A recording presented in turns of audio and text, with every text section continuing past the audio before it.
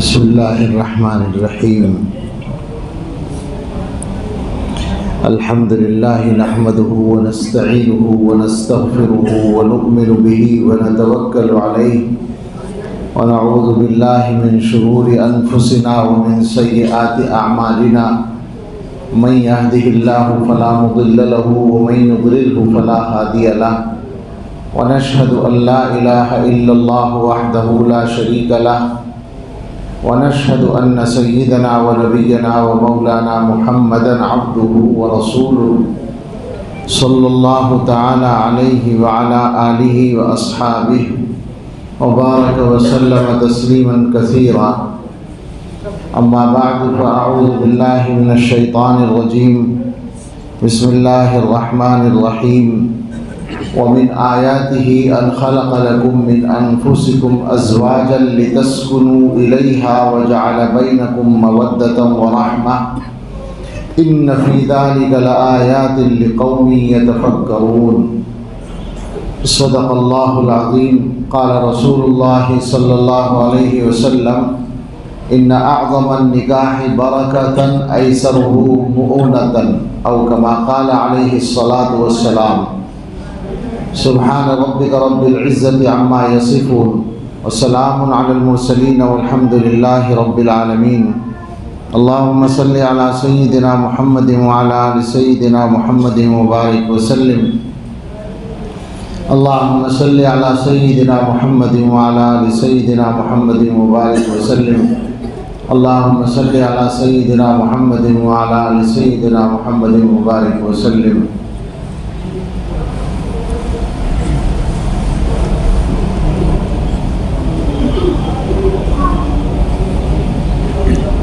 اللہ تعالیٰ نے قرآن کریم میں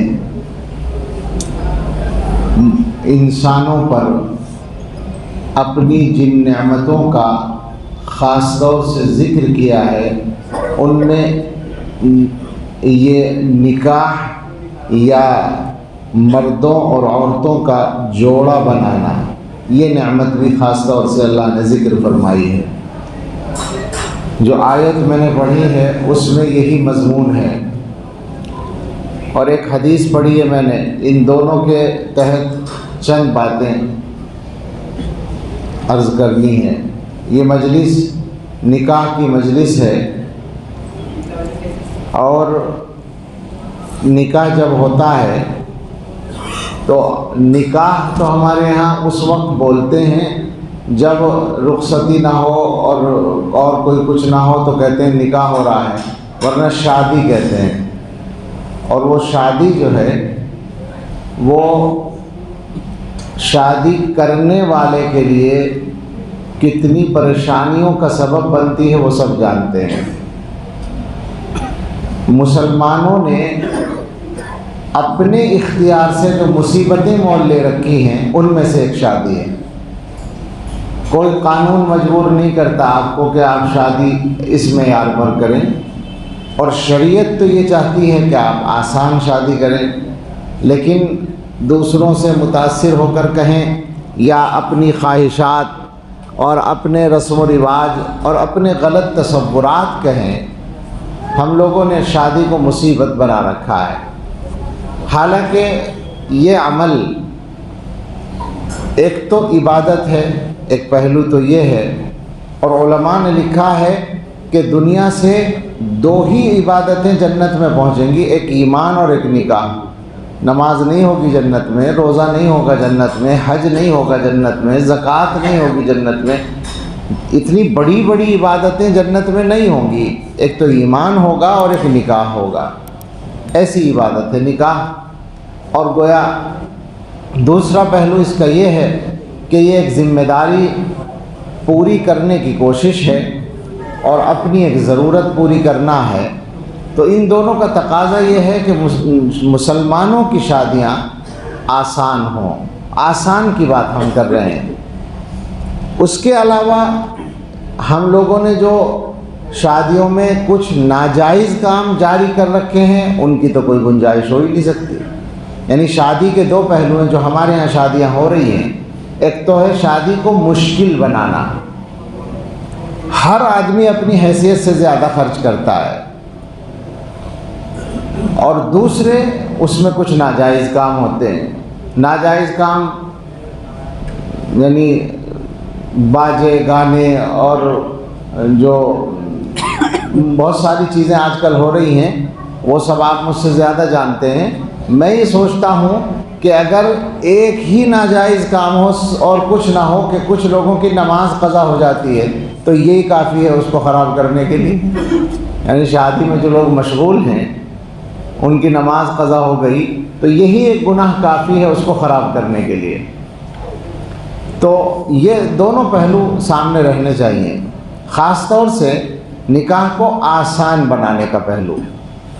آیت کی روشنی میں اگر ہم بات کریں تو آپ غور کریں کہ اللہ تعالیٰ فرماتے ہیں، اللہ کی نشانیوں میں سے یہ بات ہے کہ اللہ نے تم میں سے تمہارے لیے جوڑے بنائے ہیں، بیویاں بنائی ہیں، تاکہ تم ان سے مل کر سکون حاصل کرو۔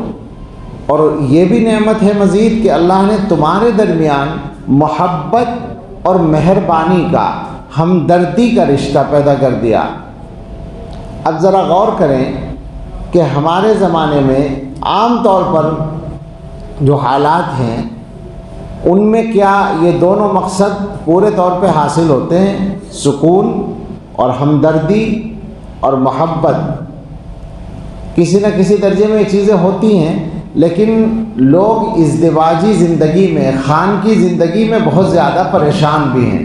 میں اس موضوع کی تفصیل میں نہیں جانا چاہتا چونکہ ہر آدمی اس کو جانتا ہے، لیکن عرض یہ کرنا ہے کہ اس نعمت کو اللہ تعالیٰ کی نعمت محسوس کر کے سمجھنے کی کوشش کریں کہ اللہ نے یہ جو جوڑے بنائے ہیں ان کا خاص مقصد ہے زندگی میں سکون اور آپس میں محبت اور ہمدردی کا تعلق۔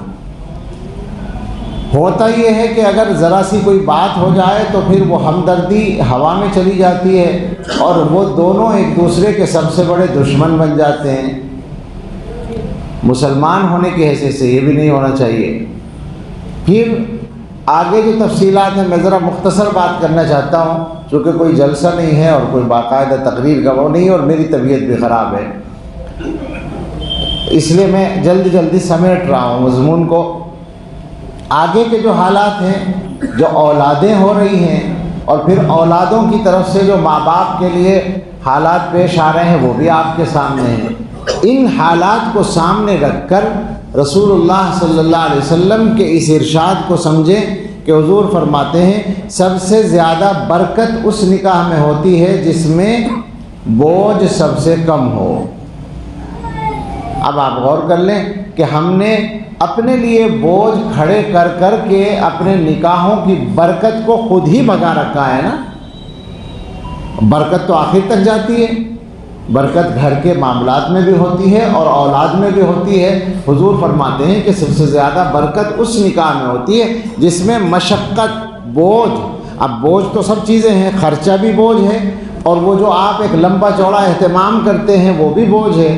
جن لوگوں کے گھروں میں شادیاں ہو چکی ہیں ان کو پتہ ہے کہ شادی کرنا کتنی مصیبت کا کام ہے۔ کتنے مہینے پہلے سے آدمی کی زندگی کی روٹین بدل جاتی ہے، معمولات بدل جاتے ہیں، ایمرجنسی انداز میں اس کو کام کرنا پڑتا ہے جو تقریبات ہم لوگ کر رہے ہیں، اور پھر کتنا بڑا خرچ ہوتا ہے، اور پھر اس کے نتیجے میں عام آدمی، درمیانی آدمی، مڈل کلاس جس کو آپ کہتے ہیں، وہ سالوں کے لیے قرضے کے بوجھ میں دب جاتا ہے۔ اس سے بڑا بوجھ کیا ہوگا؟ اور یہ ہو کیوں رہا ہے؟ ہم سب مل کے کر رہے ہیں، اس میں ہم سب مجرم ہیں، کوئی بچنے والا نہیں ہے۔ اس لیے کہ وہ جو اپنی حیثیت سے زیادہ خرچ کر رہا ہے ایک آدمی، وہ ماحول اور معاشرے کے دباؤ میں کر رہا ہے۔ اسے پتہ ہے کہ اگر نہیں کرے گا تو لڑائیاں ہوں گی، شکایتیں ہوں گی، اگر وہ لمبی چوڑی دعوت نہیں کرے گا تو شکایتیں ہوں گی، اگر وہ بیٹی کو اپنی حیثیت سے زیادہ جہیز نہیں دے گا تو بیٹی کی زندگی اجیرن ہوگی، اور اجیرن کرنے والے کون لوگ ہیں؟ یہی مسلمان ہیں، ہم ہی لوگ ہیں، ہمارے گھر ہیں۔ یہ لمبی لمبی داڑھیوں والے لوگ ہیں، یہ کرتے پاجامے ٹوپی پہننے والے لوگ ہیں، یہ اپنے آپ کو شریف کہلانے والے لوگ ہیں، یہی سب ہیں جو پریشان کرتے ہیں ایسی بچیوں کو جن کو جہیز کم ملتا ہے۔ کیا ہو رہا ہے آخر یہ؟ دوسروں کے ظلم کی شکایت کیوں کرتے ہیں؟ ہم تو خود اپنے آپس میں کمزوروں پر ظلم کر رہے ہیں۔ یہ گھروں میں بیٹھی ہوئی عورتیں جن کے غلام بنے ہوئے ہیں شوہر، یہ ظلم کرتی ہیں ساس بن کر ان بچیوں پر جن کے جہیز کم ہوتے ہیں۔ تو مجھے بتائیں اس میں سے کون سی مصیبت ہے جو کہیں اور سے آئی ہے، خود ہم نے پیدا کی یا نہیں؟ اس کو سوچنے کی ضرورت ہے۔ اور جب یہ بات ہے تو پھر اسے چھوڑنے کے بارے میں کیا پروگرام ہے، کیا خیال ہے، اس پہ غور کرنا ہے۔ اور میں بس اسی نقطے پہ زیادہ زور دینا چاہتا ہوں کہ جتنے لوگ یہاں بیٹھے ہیں اگر وہ میری بات کو غلط سمجھ رہے ہوں تو کہہ دیں، بتا دیں بلا تکلف، میں برا نہیں مانوں گا، بتا دیں کہ تو غلط کہہ رہا ہے، اور اگر صحیح کہہ رہا ہوں تو یہاں طے کریں آج کہ ہم اپنی شادیاں ٹھیک کریں گے۔ جو پیسے والے ہیں وہ سب سے پہلے وعدہ کریں۔ آج کی جو شادی ہو رہی ہے میں بہت زیادہ اعتماد کے ساتھ اسی لیے بات کر رہا ہوں کہ یہ آج کی شادی اسی طرح ہو رہی ہے جیسے مسلمان کی شادی ہونی چاہیے۔ یہ بیٹھے ہیں، ان کا نام ہے مولانا ثاقب صاحب، ان کے چھوٹے بھائی یہ دولہا ہیں، ان کا نام کیا ہو؟ شاہ فیض نام ہے، شان جانتا ہوں میں تو، شاہ فیض ان کا نام ہے۔ اور یہ ان کا نکاح ہو رہا ہے نفیس بھائی کی بیٹی سے۔ نفیس بھائی یہ بیٹھے ہیں ادھر، آپ ان کو جانتے ہوں گے، 2 4 10 5 لاکھ روپے نفیس بھائی خرچ کر سکتے ہیں میرے خیال سے، کیا خیال ہے؟ کر سکتے ہوں گے آسانی سے؟ مجھے نہیں پتہ ان کی مالی حیثیت کیا ہے، لیکن میں اندازہ کر رہا ہوں۔ لیکن کوئی تقریب تو نہیں ہے جی، کوئی دعوت نہیں ہے آج، اور بیٹی اکیلی ہے، ایک بیٹی ہے۔ تھوڑی بہت ادھر ادھر سے دباؤ کوشش چلتی رہی لیکن اللہ نے ان کو ہمت دی۔ اور یہ جو گھرانہ ہے جہاں سے بارات آئی ہے، ان لوگوں کا یہ عمل بہت دنوں سے جاری ہے، یہ لوگ پابند ہیں اس کے۔ انہوں نے شادی کی تھی اپنی تو نکاح تو مجھ سے پڑھوا لیا تھا، اور اس کے لیے بھی علیحدہ سے سفر نہیں کیا تھا میں کوشش کرتا ہوں کہ نکاح کے لیے سفر نہ کروں۔ ایک نکاح کے لیے سفر کیا تھا میں نے، جس کے مجرم یہ بیٹھے ہیں، اور اکثر میں نہیں کرتا۔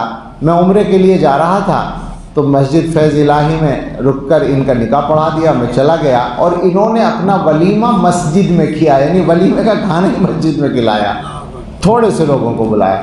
اصل مسئلہ یہ نہیں کہ مسجد میں کھلایا، اصل مسئلہ یہ کہ مسجد میں کتنے لوگ آئیں گے، کتنا بڑا اہتمام ہوگا، مختصر سا کام کیا۔ اب ان کے والد، اس وقت تو ان کے والد حیات تھے، اللہ ان کی مغفرت فرمائے، انہوں نے ظاہر راستہ دکھایا۔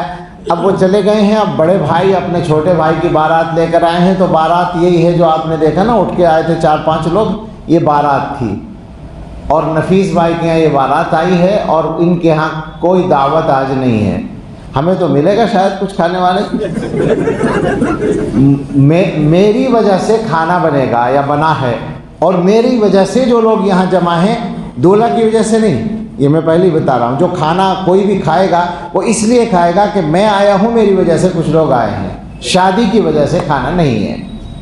تو اب آپ سوچیں کہ انشاءاللہ اس نکاح میں جو برکتیں ہوں گی، آنے والا وقت ان کو دکھائے گا، اللہ تعالیٰ دکھائیں گے، اور آپ لوگ دیکھیں گے۔ تو ہمت کر لیں، تھوڑی سی ہمت کی ضرورت ہے، کچھ لوگوں کی شکایتوں کو جھیلنے کی تھوڑی سی ہمت چاہیے، اور کچھ نہیں۔ اور آپ غور کریں کہ ایک انسان کو راضی کرنے کے لیے اللہ کو ناراض کرنے کی قیمت تو بہت خراب قیمت ہے، بہت خطرناک قیمت ہے نا یہ تو، کہ اللہ کو ناراض کریں آپ بندوں کو راضی کرنے کے لیے، اس کی کوئی گنجائش نہیں ہے۔ تو اس لیے کوشش کریں، ارادہ کریں، ہمت کریں، اور اپنے گھروں پر محنت کریں۔ ظاہر ہے کہ ان کے گھر والوں نے، نفیس صاحب کے گھر والوں نے تو کوشش کی ہوگی، ایک بچی ہے، اکیلی بیٹی ہے، 2 بیٹے ان کے، ایک بیٹی ہے، لیکن انہوں نے ہمت کر لی، ارادہ کر لیا، اور ہو گیا کام الحمدللہ۔ ہم نے بہت سی شادیوں کے قصے پڑھے ہیں، مثالی شادیوں کے قصوں میں سب سے مشہور قصہ ہے جو شیخ الحدیث مولانا زکریا صاحب رحمۃ اللہ علیہ نے آپ بیتی میں لکھ دیا ہے۔ ان کی 2 بیٹیوں کی شادی ہونی تھی، رشتہ ہو چکا تھا، ایک داماد بننے والے تھے مولانا یوسف صاحب، یعنی بڑے حضرت جی مولانا یوسف کاندلوی رحمۃ اللہ علیہ، مولانا صاحب کے دادا، اور دوسرے داماد بننے والے تھے دوسرے حضرت جی مولانا انعام الحسن صاحب رحمۃ اللہ علیہ، مولانا زبیر صاحب کے والد، دونوں مظاہر العلوم میں پڑھتے تھے۔ یہ اب سے تقریباً 80-85 سال پہلے کی بات ہے۔ حضرت مولانا الیاس صاحب موجود تھے، رشتہ طے تھا۔ سہارنپور میں تبلیغی اجتماع ہوا، مولانا الیاس صاحب اس کے لیے گئے۔ اس اجتماع میں شیخ الاسلام حضرت مدنی رحمۃ اللہ علیہ کو بھی آنا تھا دیوبند سے۔ مولانا الیاس صاحب نے شیخ الحدیث صاحب سے کہا کہ اب تبلیغ کے جلسوں میں نکاح کا رواج ہو ہی گیا ہے، تو میں سوچ رہا ہوں کہ کل کے جلسے میں حضرت مدنی سے یوسف اور انعام کا نکاح پڑھوا دوں۔ شیخ الحدیث صاحب نے کہا بہت اچھا۔ انہوں نے اپنی اہلیہ سے کہا کہ کل کو ان کا نکاح ہے، تو وہ کہنے لگی کہ پہلے سے بتا دیا ہوتا تو میں کچھ کپڑے بنا دیتی ان کے لیے۔ تو شیخ الحدیث صاحب نے اپنی بیٹیوں کے لیے کہا کہ مجھے نہیں پتہ تھا یہ بغیر کپڑوں کے رہتی ہیں، میں پہلے سے کیا بتاتا۔ نکاح ہو گیا، بس اجتماع میں نکاح ہو گیا، اور رخصتی بھی کیسے ہوئی؟ وہیں تو رہتے ہی تھے، مدرسے میں پڑھتے تھے، بس اپنے گھر بلا کے دونوں کی بیویوں کو ان کے حوالے کر دیا کہ ہو گئی رخصتی۔ ایسے ہی رخصتی ہو گئی۔ اب آپ بتائیں مجھے، رشتہ دار تو ناراض ہوئے۔ اس زمانے میں ظاہر ہے کہ شیخ الحدیث مولانا زکریا صاحب رحمۃ اللہ علیہ ایک طرح سے جوان ہی تھے، 50 کے آس پاس ان کی عمر ہوگی، تو بہت سے رشتہ داروں میں ان سے بڑی عمر کے بھی لوگ ہوں گے۔ کاندھلے کے اندر بڑی شکایتیں ہوئیں کہ صاحب ناک کٹوا دی اور ایسی شادی کر دی جیسے فقیر کرتے ہیں، اور ایسا کر دیا ویسا کر دیا، بڑی شکایتیں ہوئیں، لیکن کسی نے کیا بگاڑ لیا؟ اور اس کے بعد آپ مجھے بتائیں کہ برکت کتنی ہوئی؟ ان شادیوں کی برکت تو ساری دنیا دیکھ رہی ہے نا۔ تو یہ ہمارے سامنے نمونے ہیں، مثالیں ہیں۔ ہمارے حضرت ایک سنایا کرتے ہیں، پاکستان میں قاری رحیم بخش صاحب تھے، قرات کے بڑے عالم، قاری فتح محمد اور قاری رحیم بخش، دو بڑے نام ہیں اس گزشتہ صدی میں۔ تو قاری رحیم بخش صاحب کی بیٹی کا ایک قاری صاحب سے نکاح ہو گیا تھا، نکاح کر دیا تھا، رخصتی نہیں ہوئی تھی۔ اچانک قاری صاحب کا ارادہ ہو گیا سفر حج کا۔ کسی نے ان کو پیشکش کی کہ آپ اور آپ کی اہلیہ حج کو چلے جائیں۔ اب بیٹی اکیلی تھی گھر میں، تو اس کو کس پر چھوڑ کر جائیں؟ تو یہ سوچا کہ اس کی رخصتی کر دو۔ تو اب آپ سنیں رخصتی کیسے ہوئی۔ اپنے داماد کو خط لکھا، وہ قاری صاحب جو داماد تھے وہ کسی مدرسے میں پڑھا رہے تھے، ان کو خط لکھا کہ ہمارا حج کو جانے کا ارادہ ہے، اور ہم چاہتے ہیں کہ تمہاری بیوی کو رخصت کر دیں، اور ہم ریل سے کراچی پہنچیں گے فلاں تاریخ کو، راستے میں تمہارا اسٹیشن پڑے گا تو ہم تمہاری بیوی کو ساتھ لے کے آ جائیں گے، اسے لے جائیے اسٹیشن سے۔ سمجھ رہے ہیں آپ؟ ایسے ہی کیا، ایک چھوٹے سے بکس میں اس کے کپڑے رکھ لیے اور بیٹی کو ساتھ لیا، ریل میں بٹھا لیا، اور راستے میں اسٹیشن آیا تو داماد کے ہاتھ میں ہاتھ پکڑا دیا کہ لو جی ہو گئی رخصتی۔ اور پھر برکت میں آپ کو بتاؤں، وہ میں نے دیکھ لی۔ ہوا یہ کہ ملیشیا میں کسی نے بتایا کہ قاری رحیم بخش صاحب کے نواسے آپ لوگوں سے ملنا چاہتے ہیں، دیوبند والوں سے۔ وہ آ گئے ملنے کے لیے۔ پتہ یہ چلا کہ قرآن کے کچھ ادارے ان کی نگرانی میں چلتے ہیں، اور یہ ملیشیا آتے رہتے ہیں، حضرت کی مجلس کی وجہ سے ملنے آ گئے۔ تو میں نے ان سے کہا کہ بھئی حضرت نے یہ قصہ سنایا تھا کہ قاری رحیم بخش صاحب کی بیٹی کی رخصتی ایسے ہوئی تھی، تو کیا وہ تمہاری والدہ تھیں؟ اس نے کہا جی میری والدہ تھیں۔ اور مزید اس نے بتایا کہ میرے والد جو والدہ کو اسٹیشن سے لے کے آئے تھے وہ سائیکل پہ بٹھا کے لائے تھے، ان کے پاس سواری کا انتظام بھی نہیں تھا، سائیکل تھی، سائیکل پہ پیچھے بٹھا کے اپنی دلہن کو رخصتی کے وقت وہ لے کر گئے تھے۔ اگلے سال پھر ہم ملیشیا جانا ہوا تو پتہ چلا کہ وہ قاری صاحب جو داماد تھے، جو سائیکل پہ بٹھا کے لے گئے تھے بیوی کو، وہ تشریف لے آئے۔ ان کا نام ہے قاری یاسین صاحب، بوڑھے ہیں وہ۔ پتہ چلا کہ وہ آئے ہیں اور ملنا چاہتے ہیں، تو ہم ان سے ملنے کے لیے گئے۔ بڑے شاندار آدمی ہیں، اور ان کی نگرانی میں دنیا میں کئی سو قرآن کے ادارے چل رہے ہیں جن میں ان کے ہاتھ کی، ان کے دستخط سے سند جاری ہوتی ہے۔ وہ آدمی جو اپنی بیوی کو رخصت کرا کے سائیکل پہ بٹھا کے لے گیا تھا، اس کے ہاں اللہ نے اتنی برکت عطا فرمائی، نہ پیسے کی کمی ہے نہ دین کی کمی ہے۔ اور یہ کوئی کہنے اس کی کہانیوں کی باتیں نہیں ہیں، یہ وہ ہیں جو آنکھوں دیکھی باتیں ہیں۔ تو ہم لوگ آخر چاہتے کیا ہیں؟ خامخواہ کی مصیبت مول لینا اور پھر بعد کی مصیبتیں اپنے لیے کھڑی کرنا۔ جو لوگ ہمت کر لیں گے گارنٹی سے ہم کہتے ہیں کہ ان کے یہاں برکتیں آئیں گی انشاءاللہ تعالی۔ اب بات کو سمیٹنا چاہیے۔ مبارکباد بھی دیتے ہیں ثاقب میاں کو اور شاہ فیض میاں کو اور نفیس بھائی کو بھی، اور ایک دو باتیں اور بھی کر لینی چاہیے۔ بہت اچھا موقع ہے کہ شادی کے بعد زندگی گزارنے کے لیے آدمی کو کیا طریقہ اختیار کرنا چاہیے۔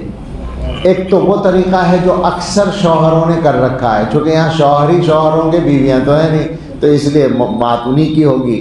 اکثر شوہروں نے جو سمجھ رکھا ہے وہ یہ ہے کہ ہم شوہر ہیں، ہم مرد ہیں، ہم بڑے ہیں، ہم ذمہ دار ہیں، لہذا ہمارا حکم چلنا چاہیے۔ اور اگر ہم نے گویا سنت کے مطابق نرمی اور رعایت کا معاملہ کیا تو شاید ہماری شوہری میں فرق آ جائے گا یا ہماری مردانگی میں کمی۔ مسجد میں کتاب پڑھ رہے تھے امام صاحب، یہ سچا قصہ ہے، ضلع امروہہ میں ایک گاؤں کا۔ اس میں یہ آیا کہ جب آدمی گھر میں جائے تو سلام کرے، بیوی وہاں ہو تو سلام کر کے داخل ہو، تو ایک خان صاحب بولے، پٹھانوں کا گاؤں ہے وہ، کہنے لگے کہ ہو میں اسے سلام کروں گا وہ تو سر پہ چڑھ جائے گی، یہ کیسے ہو سکتا ہے؟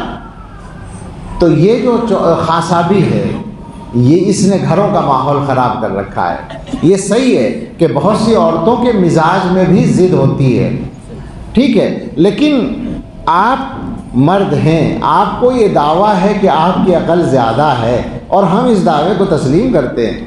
اس کی عقل کم ہے، آپ کی زیادہ ہے، تو ذمہ داری زیادہ عقل والے کی ہوگی یا کم عقل والے کی ہوگی؟ ظاہر ہے زیادہ عقل والے کی، تو ذمہ داری تو مرد کی زیادہ ہے۔ آسان طریقہ ہے نرمی سے کام لیا جائے، جہاں جہاں آپ نرمی سے کام لیں گے وہاں فائدہ ہوگا۔ اور حدیث میں تو یہ مضمون بیان کیا گیا ہے، میں نکاح کی مجلس میں عام طور سے سنا دیتا ہوں۔ حضور نے فرمایا ہے کہ عورتیں جو ہیں شریف آدمی کو دبا لیتی ہیں اور کمینہ آدمی عورتوں کو دباتا ہے۔ اب جب میں حدیث سناتا ہوں تو لوگ بہت پریشان ہوتے ہیں، اس لیے کہ اکثر کی تو عادت یہی ہے کہ دبانے کی کوشش تو کرتے ہی ہیں نا۔ میں ان سے کہتا ہوں کہ دیکھ لو حضور کی زبان سے شریف کہلوانا پسند ہے یا کمینہ کہلوانا پسند ہے؟ دب جاؤ، پھر بھی آپ ہی شوہر رہیں گے۔ بھئی ضد ہو رہی ہے، کوئی بات ہو رہی ہے، تھوڑی دیر کے لیے خاموش ہو جائیے، نرمی اختیار کر لیجیے، چونکہ ختم تو نہیں کرنا ہے نا۔ جو رشتہ قائم ہوا ہے وہ ہمیشہ کے لیے ہے، وہ مرنے تک کے لیے ہے، اسے ختم نہیں کرنا ہے۔ جب نہیں کرنا ہے تو پھر سکون اور آسانی کے ساتھ ہی اس کو نبھایا جائے۔ حضرت سناتے ہیں ان کے گویا ان کے مریدین میں ایک جوڑا تھا، شوہر بیوی دونوں بیت تھے، اچھے پڑھے لکھے بھی تھے اور صاحب حیثیت بھی تھے۔ ایک دن وہ دونوں آئے، 3-4 سال سے ان کی شادی تھی، 3-4 سال ہو گئے تھے شادی کو۔ آ کر انہوں نے کہا کہ ہمارے درمیان جھگڑے چل رہے ہیں اور مزاج مل نہیں رہا، ہم اس نتیجے پر پہنچے ہیں کہ ہم ایک ساتھ رہ نہیں سکتے، تو ہم نے یہ فیصلہ کیا ہے کہ 6 مہینے کے بعد الگ ہو جائیں گے۔ ایک سمجھداری کی بات تو یہی ہے کہ جب لڑائی ہو رہی ہے تو جاہل آدمی کیا کرتا ہے؟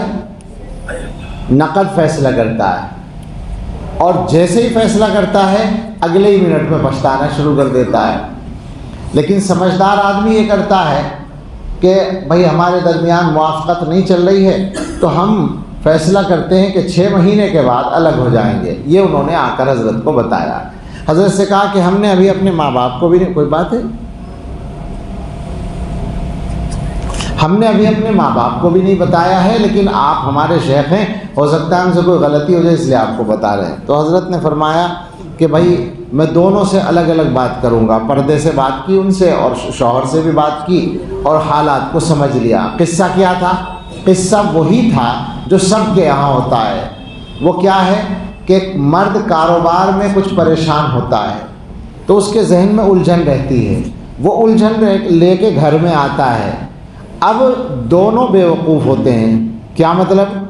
شوہر یہ سوچتا ہے کہ جب میرے اوپر دماغ پر بوجھ ہے تو بیوی کو اس کو سمجھنا چاہیے، بیوی یہ سوچتی ہے کہ شوہر گھر میں آیا ہے تو اپنے کام بتانے چاہیے، بیوی آتے ہی کام بتاتی ہے، شوہر باہر سے بوجھ لے کر آیا، اسے غصہ آتا ہے، وہ غصے میں بات کرتا ہے، بیوی کہتی ہے میں نے ایسا کیا کہہ دیا، خواہ غصہ کر رہے ہیں، اسی میں بات بڑھ جاتی ہے۔ تو حضرت نے فرمایا کہ آپ لوگ 6 مہینے کے بعد کیا فیصلہ کرتے ہیں وہ آپ جانیں، میں یہ کہتا ہوں کہ میرے کہنے سے ایک کام بس کر لیں۔ شوہر سے کہا کہ آپ جب گھر میں آیا کریں تو باہر کے بوجھ اور غم دروازے سے باہر چھوڑ دیا کریں، اندر آئیں فریش موڈ کے ساتھ، بس اتنا کریں اور سلام کر کے آ جائیں۔ بیوی سے کہا کہ جب شوہر آئیں تو آپ خوش دلی سے مل لیں، مسکرا کے بات کر لیں، کوئی پانی وانی چائے وائے کوئی ضرورت ہے اس کو پوچھ لیں، اور جب یہ آرام سے بیٹھ جائیں مطمئن ہو جائیں اس کے بعد اپنی بات جو کرنی ہو وہ کریں۔ تو انہوں نے کہا کہ یہ تو کوئی ایسا مسئلہ نہیں، کر لیں گے ایسا، یہ تو آسان بات ہے۔ کہا بس اتنا ہی مطالبہ ہے۔ چلے گئے، 1 ہفتے کے بعد آئے اور کہا کہ ہم نے اپنا فیصلہ بدل دیا، وہ جو علیحدہ ہونے کا فیصلہ کیا تھا وہ فیصلہ بدل دیا، اب ہم ساتھ رہیں گے۔ سمجھ میں آ گئی بات؟ تو بات یہی ہے کہ ہم لوگ ایک دوسرے کے مزاج کی رعایت نہیں کرتے، ایک دوسرے کے مزاج کو سمجھ کر مان لینا چاہیے کہ اس کا یہی مزاج ہے، مجھے اس کے ساتھ رہنا ہے تو اس کے اس مزاج کو مجھے برداشت کرنا ہے، وہ یہ سوچے یہ ادھر سوچے، دونوں ایک دوسرے کے لیے یہ رعایت کریں۔ تو غلط تصور ہے، بعض لوگ تو زیادہ مہر کو اچھا سمجھتے آئے ہیں ہمیشہ سے، اور بعض لوگ زیادہ سادگی اختیار کر کے بہت تھوڑا مہر باندھنے لگے ہیں۔ آج کل میں نے دیکھا ہے بعض علاقوں میں اس زمانے میں 3000 اور 5000 مہر باندھ رہے ہیں، تو 5000 میں تو ایک دن کا کھانا نہیں بڑھ جاتا ہے، 10-5 مہمان آ جائیں، 10-5 کے 2-4 ہی آ جائیں تو وہ کم ہے۔ اور فخر کے لیے بہت زیادہ مقدار باندھنا وہ بھی غلط ہے۔ یہ تو 2 بات ہوئی مہر کی مقدار کے بارے میں، اور ایک سب سے بڑی غلطی مہر کی ادائیگی کے بارے میں ہے، اور وہ یہ ہے کہ مہر ادائی نہیں کرتے، مہر دینے کا ارادہ ہی نہیں ہوتا۔ مجھے یاد آیا ایک عالم نے نکاح کے وقت یوں کہا دولہا سے کہ دیکھو بھائی مہر ادا کرنا پڑے گا، تو اس کا باپ بولا کہ اللہ نہ کرے۔ وجہ سمجھے آپ وجہ کیا ہے؟ وجہ یہ ہے کہ تصور یہ بنا ہوا ہے کہ مہر دینا نہیں ہے، خدا نہ خواستہ اگر علیحدگی ہوئی تو اس وقت مہر کا مطالبہ ہوتا ہے، اس لیے وہ کہہ رہا ہے اللہ نہ کرے مہر دینا پڑے، یعنی مطلب یہ کہ نکاح ہو اور نکاح باقی رہے، لہذا مرنے تک مہر دیتے رہتے نہیں ہے، عام رواج یہ ہے، جبکہ مہر دینا واجب ہے، اور اصل یہی ہے کہ جلد مہر دیا جائے۔ اب اس کی آسان صورت ہوتی ہے، آپ اگر وہی 1 لاکھ 2 لاکھ 3 لاکھ 5 لاکھ مہر باندھ دیں تو پیسے کی شکل میں دینا عام طور سے آسان نہیں ہوتا، لیکن ہر شادی میں عموماً کچھ زیور بنایا جاتا ہے، سب سے آسان طریقہ یہ ہے اس زیور کے مہر بنا دیں۔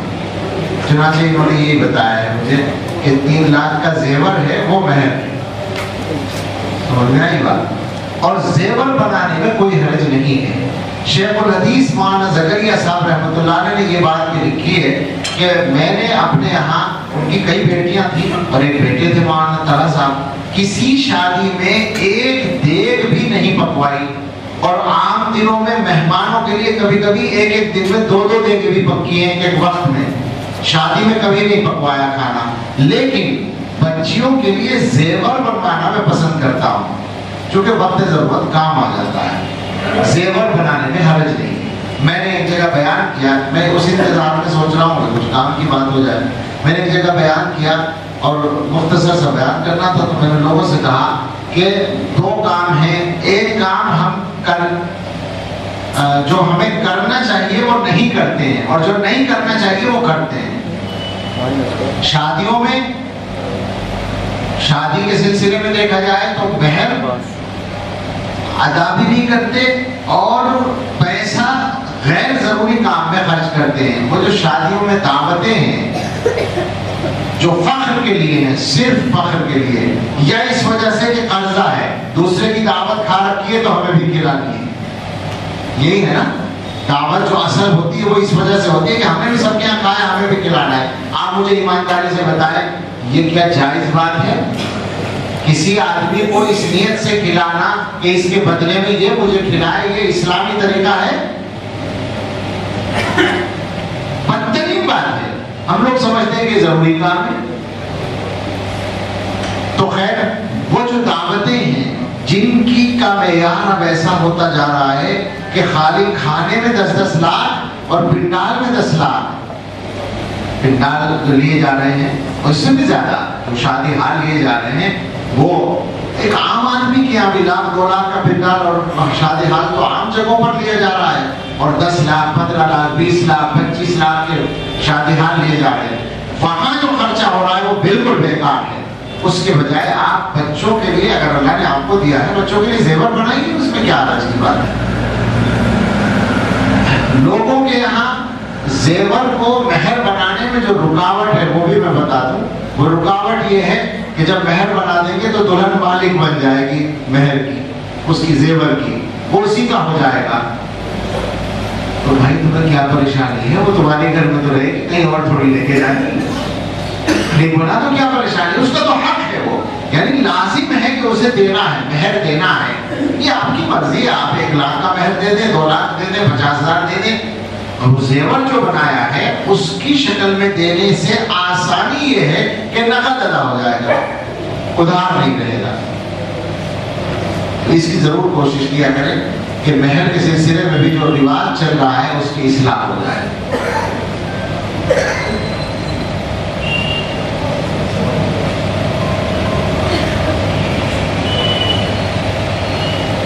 کچھ لوگ آپس میں معاہدہ کر لیں کہ بھئی ہم لوگ جو ہے شادی ایسی کریں، پر یہ ہمارے زمانے کا مسئلہ ہے اور ہم یہ سمجھتے ہیں کہ اگر مسلمان یہ طے کر لیں کہ اپنی شادیاں آسان بنا لیں گے تو کم سے کم مالی مسئلے تو 80% شاید حل ہو جائے گا. یہ جو مصیبت بنی ہوئی ہے زندگی، روزانہ کی ضروریات کے لیے تو تقریباً ہر آدمی کی آمدنی کافی ہو جاتی ہے، اس کے لیے مصیبت ہوتی ہے یہ شادیاں جن کو ہم نے اپنے اختیار سے مشکل بنا رکھا ہے. اور آپ یقین کریں شادی آسان بنائیں گے تو اللہ بھی راضی، اللہ کے بندے بھی وقتی طور پر چاہے شکایت کریں، بعد میں وہ بھی خوش ہوں گے اور دنیا اور آخرت میں فائدے حاصل ہوں گے. اللہ تعالیٰ ہم سب کو شریعت و سنت کے مطابق نکاح کرنے کی توفیق عطا فرمائے، اور جو نکاح ہونے جا رہا ہے اس میں اللہ دنیا اور آخرت کی برکتیں مقدر فرمائے. آمین. وآخر دعوانا ونستغفره ونؤمن به ونتوكل عليه ونعوذ بالله من شرور أنفسنا ومن سيئات أعمالنا من يهده الله فلا مضل له ومن يضلله فلا هادي له ونشهد أن لا إله إلا الله وحده لا شريك له ونشهد أن سيدنا أما بعد فأعوذ بالله من الشيطان الرجيم. بسم الله الرحمن الرحيم. يا أيها الناس اتقوا ربكم الذي خلقكم من نفس واحدة وخلق منها زوجها وبث منهما رجالا كثيرا ونساء واتقوا الله الذي تساءلون به والأرحام إن الله كان عليكم رقيبا. يا أيها الذين آمنوا اتقوا الله حق تقاته ولا تموتن إلا وأنتم مسلمون. يا أيها الذين آمنوا اتقوا الله وقولوا قولا سديدا يصلح لكم أعمالكم ويغفر لكم ذنوبكم ومن يطع الله ورسوله فقد فاز فوزا عظيما. صدق الله العظيم. قال رسول الله صلى الله عليه وسلم النكاح من سنتي وفي رواية أخرى ومن رغب عن سنتي فليس مني أو كما قال عليه الصلاة والسلام. شاہ فیصل نفیس صاحب کی بہترین واقعہ اور ندا کا نکاح میں نے آپ سے 3 لاکھ مہر بصورت زیور کی عوض کیا، آپ نے قبول کیا. بارک اللہ لکم وجمع بینکم بالخیر. الحمد للہ رب العالمین والصلاة والسلام علی سیدنا محمد وآلہ واصحابہ اجمعین. ربنا آتنا فی الدنیا حسنۃ وفی الآخرۃ حسنۃ وقنا عذاب النار. ربنا هب لنا من ازواجنا وذرياتنا قرة اعين واجعلنا للمتقين اماما. اے اللہ ہم سب کے گناہ معاف فرما دیجیے. اے اللہ اس نکاح میں دنیا اور آخرت کی خیر و برکت و سعادت مقدر فرما دیجیے. اے اللہ اس جوڑے کو خوشگوار زندگی عطا فرمائیے. اے اللہ اس نکاح کو اولاد صالح کا ذریعہ بنائیے. اے اللہ ان کے رزق میں اور عمر میں اور دین میں برکت فرمائیے. اے اللہ ان کے والدین اور متعلقین کو سب کو اللہ خوشیاں عطا فرمائیے. ان کے والد گزر چکے ہیں ان کو ان کی روح کو ہماری طرف سے ثواب پہنچائیے اور خوشیاں عطا فرمائیے. ان کے بھائی اور تمام متعلقین کو بہنوں کو سب کو خوشیاں عطا فرمائیے. نفیس بھائی کو بھی اللہ ان کے لیے بھی اس نکاح کو ہر طرح کی خوشیوں کا ذریعہ بنائیے. اے اللہ ہم سب کو شادیاں سادگی سے کرنے کی توفیق عطا فرمائیے.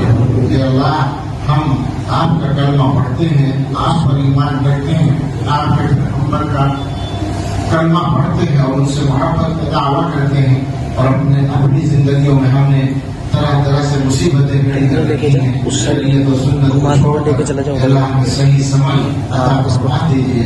اے اللہ صحیح سمجھ دے دیجیے اور شادیاں سادگی سے کرنا آسان فرما دیجیے. اے اللہ ہم سب کو ہماری اولادوں کی طرف سے خوشیاں عطا فرمائیے. اولادوں کے سلسلے میں ہم سب کی اچھی تمنائیں پوری فرمائیے. اے اللہ ہمارے گھروں میں خوشگوار زندگی عطا فرمائیے. اے اللہ ہماری اولادوں کو خوشگوار زندگی عطا فرمائیے. اے اللہ ہم سب کے اور ہمارے بچوں اور منصروں کے اور تمام متعلقین کے رزق میں اور عمر میں اور علم میں اور عمل میں اور دین میں برکت فرمائیے. اے اللہ اس پورے مجمع میں جو لوگ بھی کوئی ضرورت دل میں لیے ہوئے ہیں, کوئی تمنا ہے, اے اللہ آسانی سے پوری فرما دیجیے. اے اللہ ہمارے کاموں کی رکاوٹیں دور فرما دیجیے. اے اللہ یہاں مدرسے میں بیٹھے ہیں, مدرسے کی مسجد میں بیٹھے ہیں, اے اللہ اس مدرسے اور مسجد کو آباد رکھیے. اے اللہ اس کو تعلیم و تربیت سے, ذکر و تلاوت سے, عبادت سے, دین کی اشاعت سے اے اللہ آباد فرمائیے اور امت کے لیے نافع بنائیے. مدرسے کے ذمہ داروں کی مدد فرمائیے, ان کے اپنے ذاتی کاموں میں بھی اور مدرسے کے کاموں میں بھی مدد فرمائیے. اے اللہ ہم سب آپ کے محتاج ہیں اور ہر قدم پر آپ کی مدد اور توفیق کی ہمیں ضرورت ہے. اے اللہ ہم پھسلنے سے محفوظ رکھیے, غلط راستے پر جانے سے محفوظ رکھیے. اے اللہ اس پوری مجلس میں ہر شخص کے دل پر رحمت کی نظر ڈال دیجیے. اے اللہ ہمارے گھروں کے معاملات آسان فرما دیجیے. اے اللہ اہل ایمان کے کاموں میں, کاروباروں میں جو رکاوٹیں کھڑی کی جاتے ہیں, اے اللہ حفاظت فرما دیجیے اور مدد فرما دیجیے اور بدخواہوں کو نامراد دیجیے. اے اللہ ہم سب کو, ہمارے گھروں میں متعلقین کو, سب لوگوں کو صحت عطا فرمائیے, بیماریاں دور فرمائیے. اے اللہ دین کے لیے اور اپنی رضا کے کاموں کے لیے قوت عطا فرمائیے. ہم سب کی اچھی تمنائیں پوری فرمائیے. اے اللہ ہم سب سے راضی ہو جائیے اور ہمارا انجام بہتر فرمائیے. ربنا تقبل منا انك انت السميع العليم وتب علينا انك انت التواب الرحيم. وصلى الله على النبي الكريم وعلى اله وصحبه اجمعين برحمتك يا ارحم